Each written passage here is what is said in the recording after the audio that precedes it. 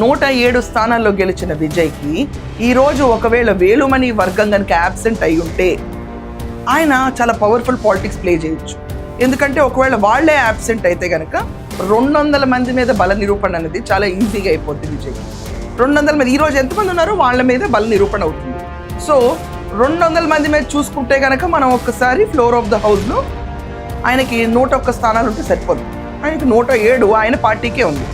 కానీ పూర్తిగా ఫ్రెషర్స్తో పెట్టుకున్న పార్టీ, ఈ ఫ్రెషర్స్తో పెట్టుకున్న పార్టీలో ఆయన రిస్క్ తీసుకుని ద్రవిడల పార్టీ నుంచే డిఎంకే మద్దతుదారుల్ని at the same time Anna డిఎంకేని 2గా చీలిన వర్గాన్ని తీసుకొచ్చి ఆయన ఈరోజు 5 ఏళ్ల పరిపాలన ప్రామిస్ చేస్తారు.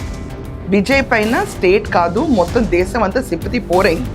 ఫర్ వన్ రీజన్, గవర్నర్ వేసిన ఎత్తుగడలు ఆయన్ని చాలా వేధించారు. అక్కడ క్లియర్గా అందరికి అర్థమైంది ఏంటంటే మోడీ షా ప్రభావం వల్లే గవర్నర్ ఈ రకంగా విజయ్ని వేధించారు అని ప్రతి ఒక్కరికి క్లియర్ స్టాండ్ అర్థమైంది. పోరింగ్ సింపతి వచ్చింది. ఆ పోరింగ్ సింపతిని డిమినిష్ చేయకూడదు, ఎక్కువ మనం రప్చర్ చేస్తే అతను అల్టిమేట్ హీరోగా ఎదుగుతాడని స్టాలిన్ తన మిత్రపక్షాన్ని పంపించాడు. ఇక్కడ దాకా సీన్ అందరికీ తెలిసింది. బట్ ఇంకొక విషయం కూడా మనం అర్థం చేసుకోవాలి. 10 ఏళ్ల పాటు అపోజిషన్లో కూర్చున్న అన్నా డిఎంకే వాళ్ళకి ఎన్ని కోరికలు ఉంటాయి. పళనిస్వామి ఎంత క్లెవర్ పర్సన్.